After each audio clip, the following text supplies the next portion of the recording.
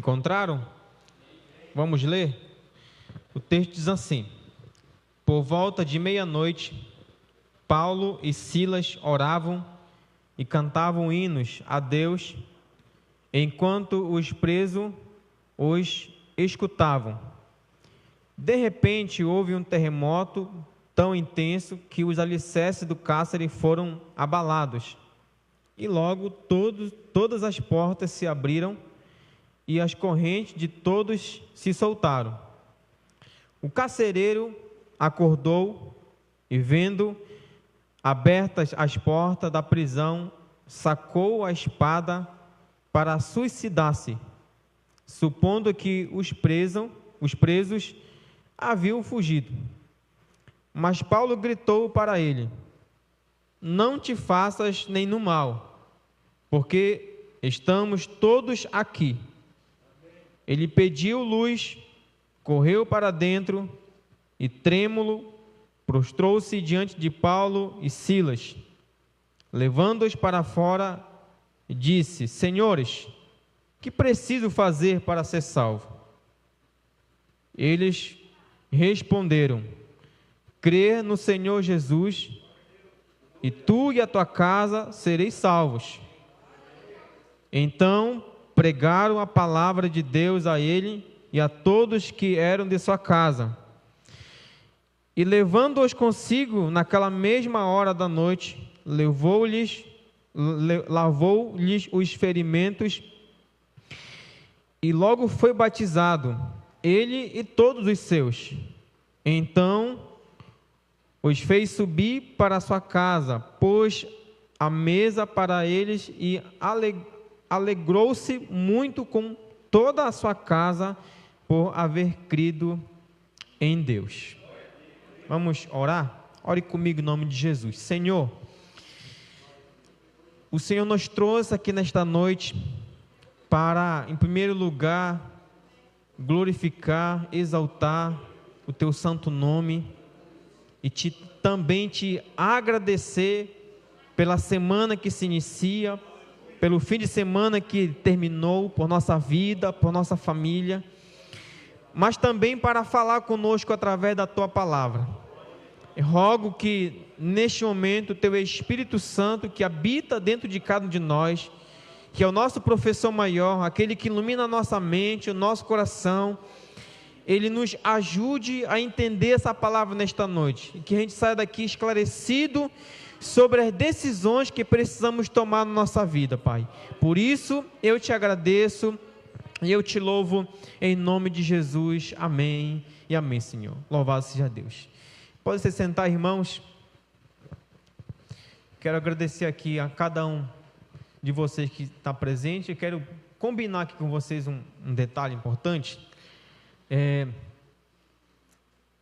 Vou ser um pouco longo aqui. Confesso que vou ser um pouco longo, porque quero assim, deixar umas coisas bem claras para vocês. Eu sei que todos nós temos já uma crença na mente, nós temos um princípio de vida na mente, mas eu queria combinar com você aqui nesta noite, você deixasse um pouco daquilo que você trouxe da sua casa hoje e ficasse aberto para que eu vou falar aqui, e no final da mensagem você tira a sua conclusão se eu estou certo ou estou errado daquilo que eu vou conversar com você aqui nesta noite aqui. Bom, o tema que eu quero conversar com vocês aqui é preciso ser salvo. Esse tema, ele veio de uma interrogação de um tempo, até mesmo me perguntei perguntei para mim mesmo se eu era salvo, e quando eu abordava algumas pessoas e dizia que ela precisava ir para a igreja, e dizia assim: você precisa ser salvo, e sempre as pessoas, elas voltavam com uma segunda pergunta: eu preciso ser salvo de quê? Então eu sempre dizia assim: você precisa ser salvo. E a pessoa dizia assim, você perguntava para mim: eu preciso ser salvo de quê? Tem um rapaz aqui em Óbidos, que trabalha com o David. Sempre quando eu vou lá no lanche do David, eu pergunto para ele assim: você está preparado para ir para o céu? Aí ele diz assim: ainda não estou, pastor. Eu disse: você precisa se preparar para ir para o céu. Então, eu quero conversar contigo aí. Eu preciso ser salvo. E eu inicio aqui fazendo uma afirmação: ninguém nasce salvo. Ninguém nasce salvo. Quando a gente lê Romanos capítulo 8, versículo 9, o apóstolo Paulo diz: mas se alguém não tem o Espírito de Cristo, esse tal não é dele. Paulo, com esse texto, ele está afirmando que quem não tem o Espírito Santo não é salvo. Porque o Espírito Santo, ele é uma marca, ele é um selo que Deus coloca em nós, em primeiro lugar, para provar para o mundo que nós somos deles. Então, o apóstolo Paulo diz que quem não tem o Espírito de Cristo, esse tal não é dele. Então, quem não tem o Espírito Santo de Deus, não é salvo. Só é salvo quem tem o Espírito de Cristo. O Espírito Santo de Deus, ele só passa a habitar em nós quando nós nos arrependemos e cremos em Jesus Cristo. Então, aí eu faço agora a pergunta a você: você é salvo? Você é salvo? Essa pergunta, ela pode ter tudo a ver com você. Primeiro, a primeira é que você pode não ser salvo e reconhece isso. Em segundo lugar, é que você pode não ser salvo, mas pensa que é. E em terceiro lugar, você já é salvo, mas não entende do que foi salvo. Agora eu faço novamente a pergunta para você: você é salvo? Eu tenho certeza da minha salvação agora, eu tenho convicção disso. Se Jesus voltasse hoje, agora, eu tenho certeza absoluta que eu não ficaria. Tá? Por isso que eu faço a pergunta: se você é salvo? Então eu vou repetir novamente aqui. Primeiro, você pode não ser salvo e você reconhece isso, que você não é salvo ainda. Segundo, você pode não ser salvo, mas pensa que é. E você talvez já seja salvo, mas não entende do que foi salvo. Então vamos lá. Eu preciso ser salvo, mas salvo de quê? Aí vem a pergunta: você precisa ser salvo do pecado. Mas o que é o pecado? Quais são as consequências do pecado? Quem pode me libertar do pecado e das suas consequências? O que devo fazer para ser salvo? E o que acontecerá comigo se eu não me libertar do pecado? São essas perguntas que eu quero responder para você aqui nesta noite. Então vamos lá para o primeiro ponto aqui. Primeiro lugar, preciso ser salvo do pecado original. Mas o que é pecado? Quando nós olhamos qualquer teologia sistemática, eles vão dizer que pecado significa errar o alvo. A palavra no original para pecado significa hamartia, significa errar o alvo, ou rebelião contra Deus. E então, pecado é definido como errar o alvo, rebelião contra Deus, ou virar as costas para Deus. Em linhas gerais, pecado é dito como incredulidade, rebelião contra Deus e transgressão da lei de Deus. Eu vou explicar esses 3 pontos aqui para você aqui. Em primeiro lugar, incredulidade. João capítulo 3, versículo 18 diz: quem crê nele, abre parênteses, Jesus, fecha parênteses, não é condenado. Mas quem não crê, já está condenado, porquanto não creu no nome do unigênito Filho de Deus. Tá? Então, incredulidade, primeira palavra que define o que é pecado. A primeira palavra que define pecado é a incredulidade de não crer em Deus. E aí o João capítulo 3, versículo 18 vai dizer que quem não crê em Jesus, quem crê em Jesus não é condenado, mas quem não crê em Jesus já está condenado. Quando nós olhamos Hebreus capítulo 11, a palavra fé, ela é citada 24 vezes dentro do capítulo 11 de Hebreus, onde nós temos a lista dos heróis da fé. Todos os homens que estão dentro da lista dos heróis da fé, eles creram em Deus. Eles acreditaram em Deus. O texto vai dizer lá que o segundo filho de Adão e Eva, que é o Abel, ele ofereceu pela fé uma oferta ao Senhor. Abraão saiu da sua terra, foi para outro lugar pela fé. Então a gente vê que todos aqueles homens que estão citados ali, eles tiveram fé em Deus. Então 24 vezes aparece a palavra fé dentro do capítulo 11. E aí Hebreus capítulo 11, versículo 6, vai dizer assim, ó: sem fé é impossível agradar quem? A Deus. Pois é necessário que quem se aproxima de Deus creia que Ele quê? Creia que Ele existe e recompensa os que buscam. Então, a primeira palavra que define o que é pecado é a incredulidade de não crer em Deus. A segunda palavra que define o que é pecado é a rebelião contra Deus. Rebelião, irmãos, é virar as costas para Deus. É dizer que conseguimos, olha que interessante, ó. É dizer que conseguimos viver, nos mover e existir sem a ajuda de Deus.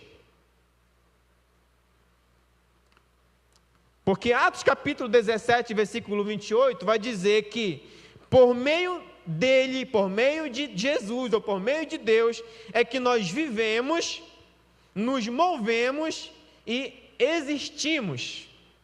Então, rebelião contra Deus, nós estamos dizendo para Deus, através da nossa atitude, de que nós podemos viver, nos mover e existir sem a sua ajuda, ou seja, é o grito de independência.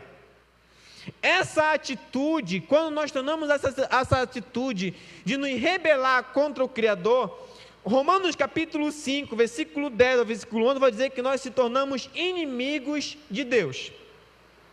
E aí nós temos um exemplo clássico dentro do texto sagrado, né, que está registrado em Isaías capítulo 14, versículo 12, e Apocalipse capítulo 12, versículo de 3 a 9, que é a história de Lúcifer. Lúcifer, ele decidiu rebelar-se contra Deus. Ele decidiu rebelar-se contra Deus. E aí Apocalipse capítulo 20, versículo 10, vai dizer que o destino final desse anjo rebelde é o lago de fogo e enxofre, que é considerado como a segunda morte. Então, em primeiro lugar, o que é pecado? Pecado é a incredulidade de não crer em Deus. Em segundo lugar, pecado é a rebelião contra Deus. Em terceiro lugar, pecado, que é o conceito que nós temos dentro do texto sagrado, pecado é a transgressão, né, ou a desobediência à lei de Deus. Então vamos lá. Deus revelou o seu caráter e a sua vontade através da sua palavra, dentro do seu código moral ali, que são os 10 mandamentos, pelas quais os seus servos deveriam viver. Contudo, Adão e Eva transgrediram a sua lei. Aí vem, primeira carta de João, capítulo 3, versículo 4, diz assim: pecado é a transgressão da lei. Então vamos pensar aqui, ó. Se Deus revelou o seu caráter e a sua vontade através da lei, então transgredir a lei de Deus é ir de encontro com a vontade de Deus, é sair do centro da vontade de Deus. Então, a primeira carta de João, capítulo 3, versículo 4, vai dizer que pecado é a transgressão da lei de Deus, ou seja, é a transgressão da vontade de Deus revelada a nós através dos seus mandamentos. Então Adão e Eva, como eles eram seres criados livres, eles usaram a liberdade deles para desobedecer o primeiro mandamento de Deus. Qual foi o primeiro mandamento que Deus colocou? De toda árvore do jardim, né, de toda árvore do jardim você deve comer, né, exceto, né, da árvore do conhecimento do bem e do mal, né, porque no dia em que dela comerem, certamente vocês vão morrer. Esse foi o primeiro mandamento que Deus colocou. Foi a primeira condição, o primeiro mandamento que Deus revelou a sua vontade, o seu caráter para Adão e Eva. Adão e Eva, eles eram livres, irmãos, para obedecer ou para desobedecer ou para obedecer a Deus. Isso está em Gênesis 2:17. Mas o desejo de ser igual a Deus, olha que interessante, agora eu falei anteriormente, eu falei que a rebelião contra Deus é quando nós dizemos para o Senhor que nós conseguimos viver, nos mover e existir sem a sua ajuda. Quando Adão e Eva, eles escolhem desobedecer a Deus, que eles comem do fruto do conhecimento do bem e do mal, que eles tiveram esse desejo no coração, aqui induzido pelo diabo que estava ali usando a serpente, eles queriam ser igual a Deus. Igual a Deus em que sentido? Deus, ele não precisa de outra pessoa para ele se mover e existir. Ele é autossuficiente nele mesmo, ele é coeterno, ele existe por existir. Mas aí Adão e Eva, eles queriam ser igual a Deus. Eles queriam ser pessoas independentes. Eles queriam conduzir a vida por conta própria. Eles queriam tomar suas próprias decisões. Eles não queriam estar debaixo da vontade, do governo de alguém. Então eles tomaram a decisão de desobedecer a Deus. E olha que interessante, eles eram livres. E a decisão que eles tomaram levou eles da liberdade para a escravidão. Eles eram pessoas livres para tomar as decisões que eles poderiam tomar, mas quando eles cometeram o pecado, eles se tornaram escravos do pecado. E aí, nesse sentido, irmão, todas as pessoas que nascem a partir de Adão e Eva, eles já nascem escravos do pecado e sentenciados à morte. Essa é uma realidade. Todas as pessoas que nascem a partir de Adão e Eva, eles já nascem escravos do pecado, depois a gente vai ver alguns pecados que nos escravizam, e também já nasce sentenciado à morte. Tiago capítulo 1, versículo 14, versículo 15, diz assim, cada um, porém, é tentado pela própria cobiça, que é o desejo, sendo que, por resto arrastado e seduzido, então a cobiça, tendo engravidado, dá luz ao pecado, e o pecado, após ter sido consumado, gera a morte. Nesse texto aqui, Tiago está defendendo uma tese de que, aquela tese que muitas pessoas dizem assim, um dia, na verdade, nas minhas férias, né, a minha mãe, ela tem um hábito de falar muito, né, a minha mãe, ela fala muito, e um dia eu estava lá em casa, na casa da minha mãe, e aí ela dizia assim, o diabo levou tal coisa, o diabo levou isso, o diabo levou aquilo, tudo colocando culpa no diabo. Aí eu disse assim, mamãe, qualquer dia vai parar um baú na frente da sua cidade, na sua casa, e quem vai sair do baú vai ser o diabo, devolvendo tudo que levou da senhora, porque tudo que some daqui de casa, é ele que leva. E aí Tiago defende a ideia aqui o seguinte, que muitas vezes nós culpamos o diabo dos nossos erros, e às vezes nós também culpamos Deus dos nossos erros. Mas Tiago está dizendo que nem o diabo e nem Deus tem culpa nas decisões que nós tomamos. E vai dizer assim que cada um, ele é seduzido pelo seu próprio desejo. E o desejo do meu coração faz eu tomar a decisão de eu cometer um pecado. E quando eu cometo um pecado, a consequência do pecado é a morte. Então não posso dizer assim, eu cometi um pecado porque o fulano chegou até mim e me levou a fazer. Não, você tem liberdade de tomar a decisão de fazer ou não fazer. Então a decisão cabe a cada um de nós. Então Tiago defende essa ideia de que, dentro desse texto aqui, de que quando o homem é tentado, ele não pode dizer que está sendo tentado pelo maligno e nem tentado por Deus, porque a tentação, ela vem de dentro do nosso próprio coração. Então, em resumo, pecado é dizer não à vontade de Deus, viver livre do seu governo. No entanto, toda escolha tem suas consequências. Romanos 6:23. Sendo assim, todo ser humano que nasce a partir de Adão e Eva está sentenciado a morrer, pois já nasceu pecador e não pode se auto-justificar. Não pode se salvar por conta própria. E a gente vai para o segundo passo aqui. Primeiro, a gente olhou do que a gente precisa ser salvo. A gente precisa ser salvo do pecado. Agora a gente precisa ser salvo, da sentença do pecado. Qual é a sentença do pecado? Qual é o salário do pecado? Então vamos lá. Olha que interessante aqui, ó. Primeira carta de Paulo aos Coríntios, capítulo 15, versículo 56, diz assim: ora, o aguilhão da morte é o pecado. Paulo está afirmando que se não houvesse pecado, não existiria morte. Vocês concordam? Se não houvesse pecado, não existiria morte.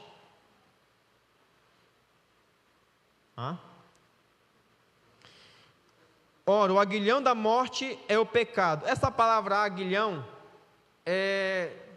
quem já trabalhou com animais entende que eu falo aqui, quando um animal ele é bravo, né, faz uma espécie de, aponta um ferro, não é isso, né, Francinaldo?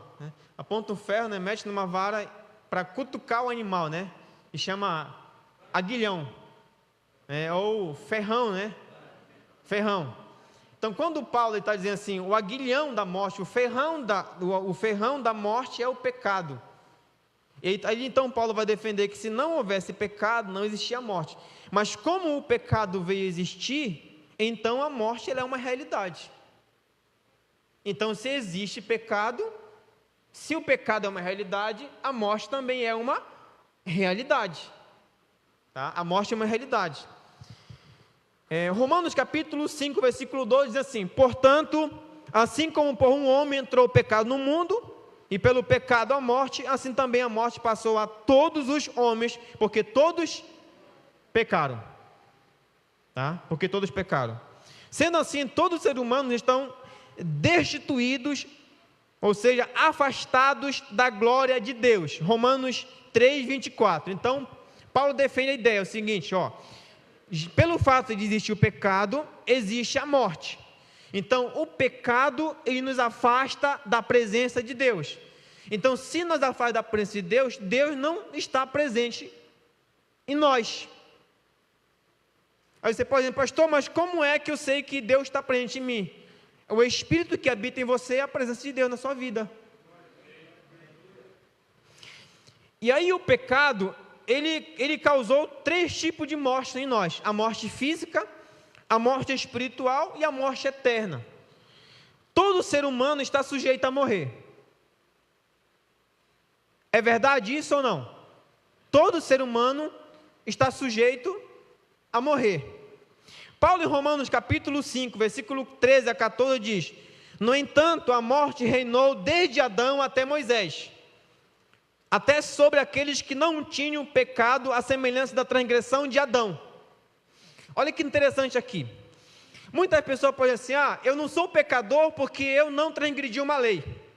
Eu não sou pecador porque eu não quebrei os 10 mandamentos, eu não quebrei nenhuma lei do Senhor. Mas aí Paulo defende o seguinte, que até Moisés não tem 10 mandamentos. Os 10 mandamentos eles vão passar a existir a partir de Moisés. Até Moisés não tem 10 mandamentos, não tem a lei, o decálogo. Mas aí o Paulo está dizendo que até aqueles que não pecaram, a semelhança de Adão, eles morreram. Por que isso? Porque eles herdaram a consequência do pecado, que é a morte desde Adão. Então Paulo atribui a morte ao pecado original. E aqui eu queria deixar um ponto muito interessante para você. Existe uma linha de teologia que acredita o seguinte, que a pessoa só passa a ser pecador a partir do momento que ela comete um pecado.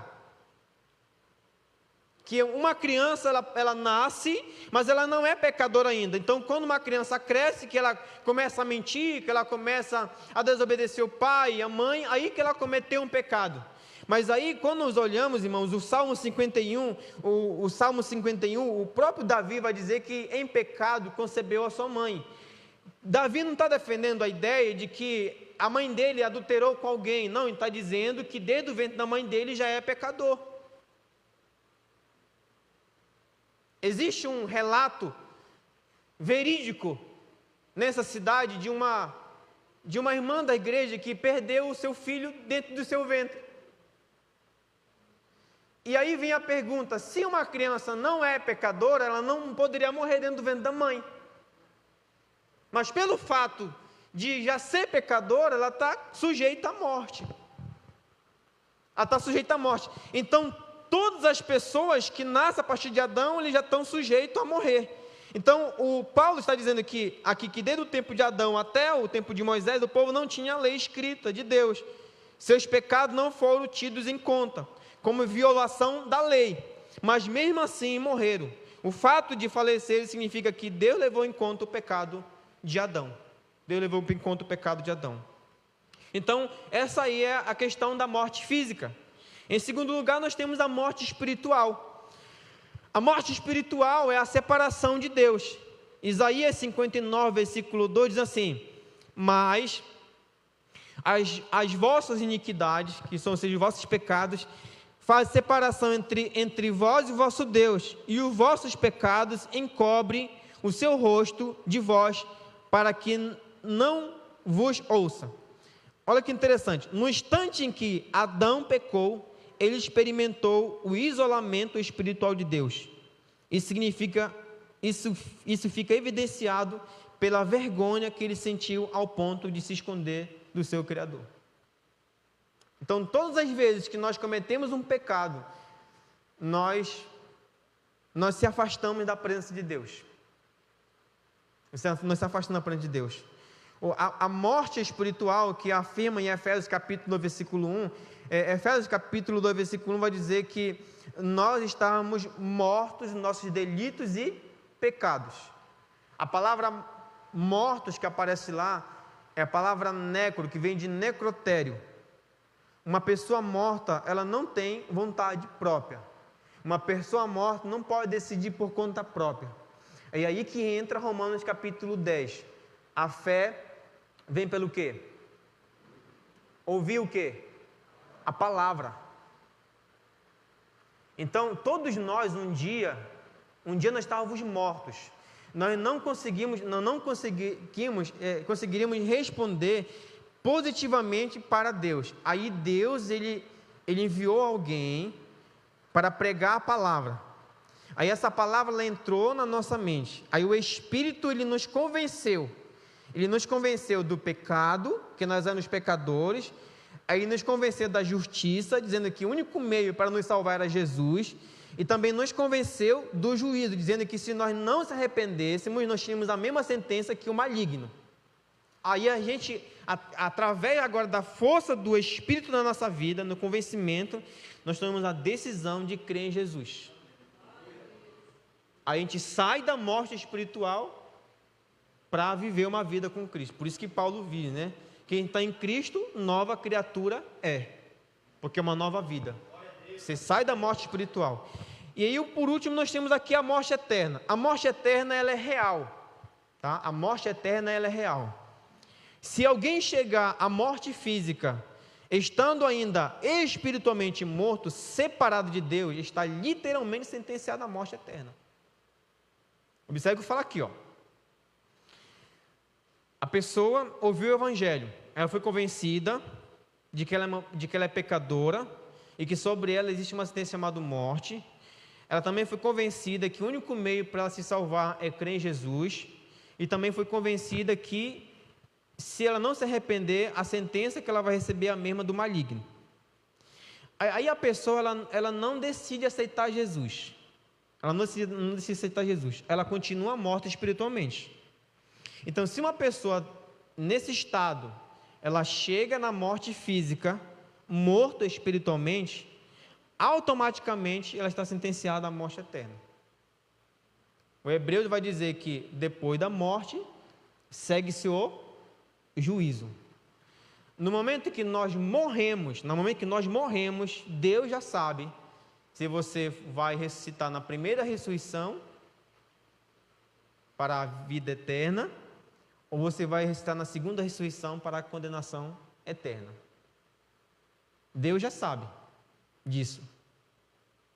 Se nós chegarmos mortos espiritualmente na morte física, que a morte física é aquela que morremos, fazemos os velórios, o sepultamento, tudo, naquele momento ali, se a pessoa chegar morto espiritualmente, afastado do Senhor, chegar na morte física, morto espiritualmente, está automaticamente sentenciado à morte eterna, Então, nesse caso, irmãos, nós temos que admitir o seguinte: uma pessoa que nunca aceitou Jesus, a sua condição é pecador desde quando nasceu, e é réu no tribunal de Deus, e a sentença é a morte espiritual, física e eterna. Pela justiça de Deus, é réu de morte. Então, a gente aprendeu aí que o que é o pecado e qual é a consequência do pecado. E aí a gente vai para o terceiro tópico aqui, o que precisa ser salvo do pecado do dia a dia. Além do pecado original que precisamos ser salvos, nós também precisamos ser libertos do pecado do dia a dia. E aí é mais uma aplicação para nós que já aceitamos a Jesus, mas dentro de nós ainda há esse desejo de fazer o que não é bom, aquilo que não agrada ao Senhor, que são os pecados do dia a dia. Nós precisamos também ser salvos dos pecados do dia a dia. Então, o pecado, ele se torna um hábito e até mesmo um vício. Você sabe o que é um vício, né? Tem assim, a pessoa tem um vício de beber, tem um vício de fumar, tem vários vícios, né? Até mesmo dormir muito se torna um vício. Preguiça não é vício, porque preguiça é pecado, né?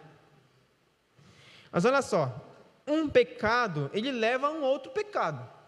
A gente tem relatos na Bíblia Sagrada de um pecado que levou a outro pecado. Por exemplo, quando Caim, ele matou Abel, levou ele a cometer outro pecado, que foi negar ao Senhor, que disse assim, por acaso eu sou tutor do meu irmão? Por acaso eu sou babado do meu irmão? Não sei do meu irmão, mentiu para o Senhor.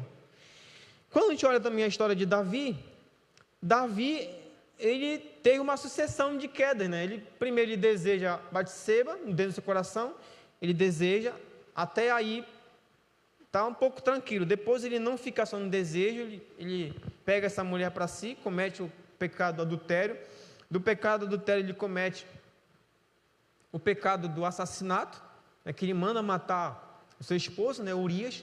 Então, o pecado se torna um hábito e até mesmo um vício. Quando a gente examina a Bíblia Sagrada, a gente vê uma lista de pecados que eles podem nos escravizar e que também ofendem a Deus. Quando nós lemos Provérbios capítulo 6, versículo 16, versículo 19, Deus ele especifica 7 pecados que nos afastam dele, e um pecado que Deus abomina. É interessante, né, que nesse texto aqui tem um pecado que Deus abomina.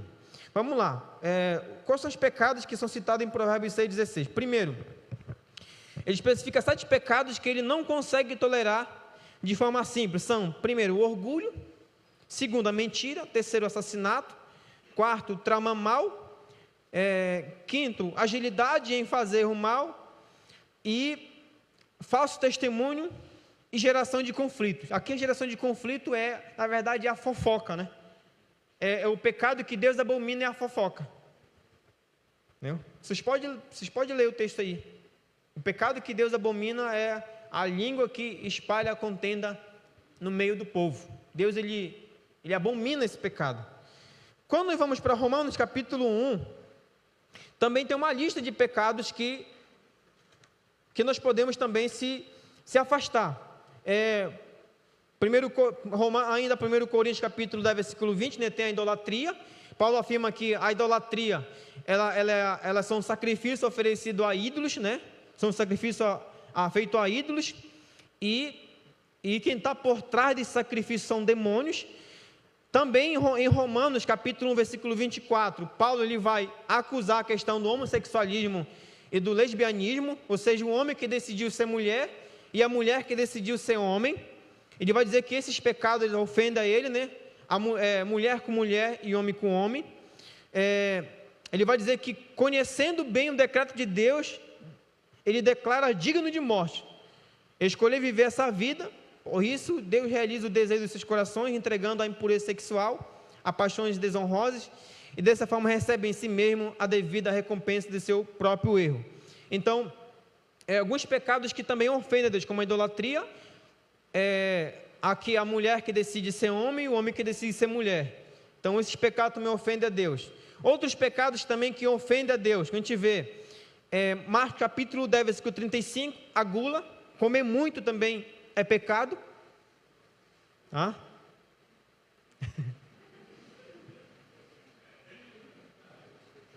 Ô Clédson, né? Olharam para você aí, Clédson. Não é errado comer, tá, irmãos, mas comer muito é pecado, tá? É chamado de glutonaria. 1 Coríntios 10, 23, inveja, tá? A inveja. Marcos 6, 32, avareza, pessoa avarenta, aquela pessoa que não ajuda ninguém, né? O chamado mão de vaca, né? Aquele que atravessa o igarapé com o sorrisal na mão e não derrete. É chamando mão de vaca.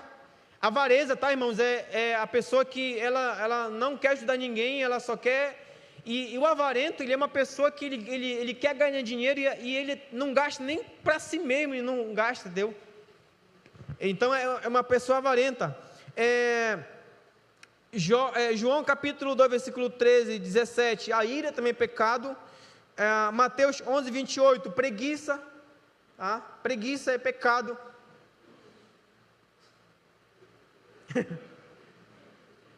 Quem não gosta de trabalhar, entendeu? O jovem lá que quer só o almoço, até 11 horas, meio-dia está na cama, aí a mãe está lá fazendo a comida, e disse, mãe, não quer vir nem para a mesa almoçar, quer que a mãe leve lá na cama lá o almoço, né? Aí termina de almoçar, empurra o prato na pia, volta para a cama, é pecado, tá, irmãos? Ser preguiçoso é pecado, tá? Lucas 7,36, a luxúria, irmãos, ela é uma desvalorização do corpo, tá? A luxúria, ela é uma desvalorização do corpo, é um pecado contra o corpo, é a busca excessiva pelo sexo, poder, dinheiro, ou seja, por tudo aquilo que satisfaz o desejo da carne e não a Deus. Então, a luxúria, ela está dentro desse ponto, né? A pessoa que ela chega ao ponto de vender o seu próprio corpo para adquirir dinheiro, né? Então, a luxúria, ela é um pecado. A gente poderia citar, Romanos capítulo 1, tem uma lista para mais de 40 pecados que cita. A gente tem que nos libertar disso. Entendeu? Temos que libertar disso, né? E aí, em Apocalipse capítulo 21, versículo 8, em 1 Coríntios capítulo 6, versículo 10, cita uma lista de pessoas que, se continuarem praticando tais pecados e não se arrependerem, não serão salvos ou perdoados, ou seja, não irão para o céu. Eu vou deixar muito claro aqui o que eu vou falar aqui, irmãos. O que o texto está dizendo é o seguinte, diz assim, mas os covardes, os incrédulos, os depravados, os assassinos, os que cometem imoralidade sexual, os que praticam feitiçaria, os idólatras e todos os mentirosos, o lugar deles será num lago de fogo que arde com enxofre, que esta é a segunda morte. Você pode dizer, pastor, esse texto ele já está assim, batendo o martelo, de que todas as pessoas que estão nessas práticas já estão sentenciadas à morte. Não é bem assim. A questão é o seguinte, se uma pessoa, entendeu, viveu toda a sua vida, nessa vida, uma vida de assassinou alguém, e nunca entregou a vida a Jesus, se chegar à morte física, morto nessa questão de nunca se arrepender, está sentenciado à morte eterna. Se uma pessoa viveu toda a sua vida praticando feitiçaria e nunca se arrependeu, também não tem chance de salvação.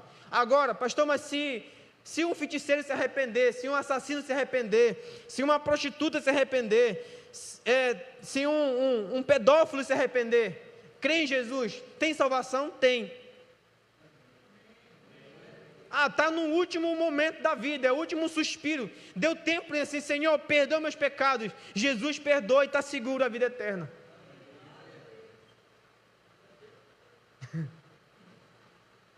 E aí cai aquela questão daquela parábola, né, que o Senhor chamou, né, um pela manhã,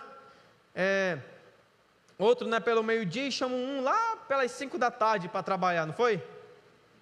Aí quando chegou na hora de receber o pagamento, o último que foi chamado foi o primeiro a ser pago e recebeu o valor de uma diária inteira. E aí o primeiro que foi chamado, o primeiro lá que trabalhou o dia inteiro, ele reclamou: peraí, como é que é esse negócio aí? Eu que estou aqui o dia todo trabalhando, eu fui o último a ser chamado e estou ganhando a mesma coisa. É porque no reino de Deus, não importa quanto tempo de vida cristã você tem, no final você vai receber a mesma coisa daquele que aceitou Jesus nos últimos momentos da vida dele, a vida eterna. É a mesma moeda. É a mesma moeda. Pastor, eu tenho 50 anos de crente. No final você vai receber a vida eterna. Aí o ciclano lá viveu 100 anos fora dos caminhos do Senhor. Aí quando estava para inteirar 100 anos e um dia, a morte passou por ele, sentiu o frio da morte, ele se arrependeu, creu em Jesus. Também a vida eterna. Oi? Só vai diferenciar o galardão. Porque aquele que aceitar Jesus lá no finalzinho, o galardão vai ser pequeno também. Agora aquele que viveu mais tempo de vida cristã com Cristo, que fez mais para o reino de Deus, também terá um galardão maior. Mas em questão da vida eterna, irmãos, ela é a mesma coisa. É a mesma moeda que é a salvação da vida eterna. Então, Apocalipse fala que se essas pessoas, se não se arrependerem, elas não herdarão o reino de Deus. Primeira carta de Paulo aos Coríntios, capítulo 6, versículo 9, versículo dele assim: vocês não sabem que os perversos não herdarão o reino de Deus? Não deixe se enganar, nem imorais, nem idólatras, nem adúlteros. E aí, deixa eu falar uma coisa para você aqui, ó. Vou uma coisa séria para você aqui. Se você está junto com a sua esposa e você ainda não se casou, você não foi lá no cartório oficializar seu casamento, você diz: pastor, mas eu estou 30 anos com a minha mulher, a gente já tem filho, neto, bisneto, mas você nunca foi no cartório oficializar o seu casamento. Biblicamente, você está errado. Você está cometendo, na verdade, você está aqui em fornicação. Você está em fornicação. E aí, parceiro, o negócio é sério, cara. Aí tem gente assim: pastor, mas não é necessário, eu vivo uma vida normal com a minha esposa, com meu filho. Sim, você vive, mas só que o padrão de Deus é um, e o padrão de Deus o padrão do mundo é outro.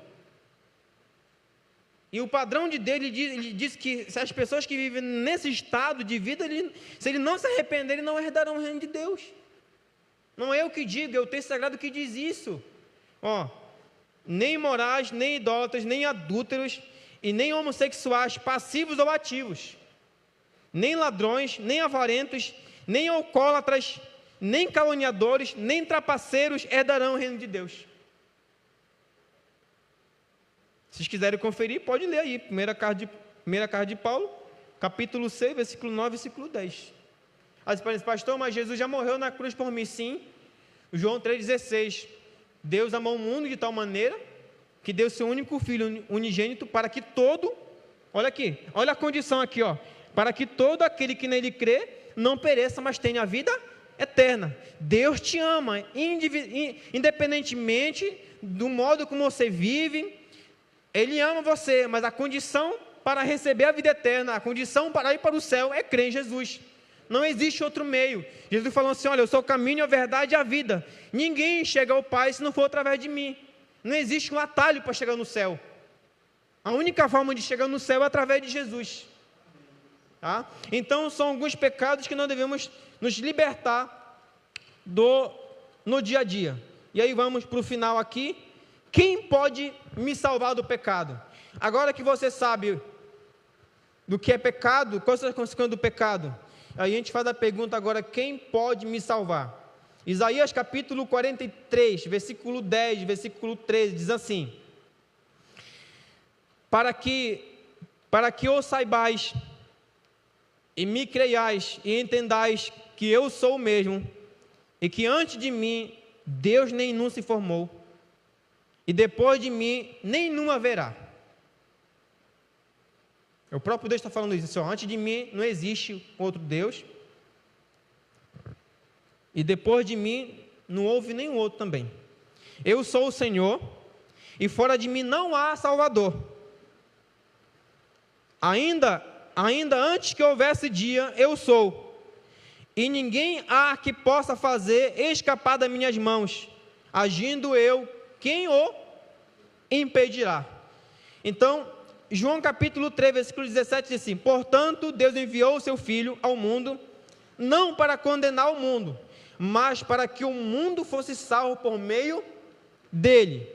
João 8,36: se, pois, o Filho vos libertar, verdadeiramente sereis livres. E aí eu quero deixar uma palavra muito dura aqui, assim, esse aqui, um texto que me chamou muita atenção, porque o texto está dizendo o seguinte, assim, ó: se você um dia foi livre por Cristo, você é livre. E aí tem pessoas que dizem assim: eu sou livre, mas eu vou dar um exemplo mais prático para você aqui.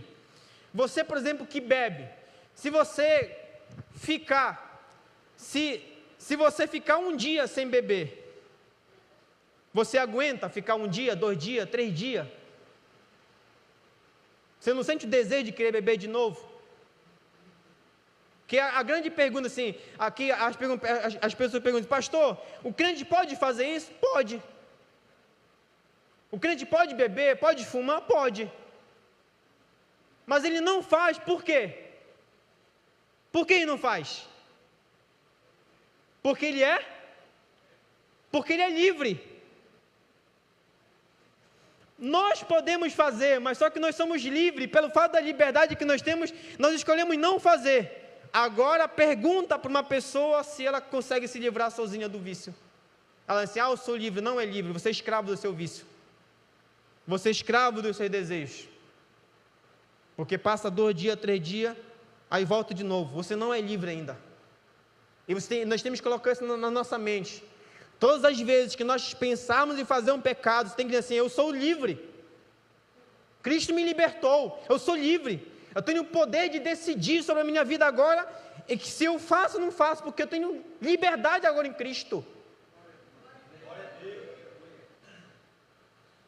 Davi dizia que todos os dias o pecado estava diante dele, todos os dias.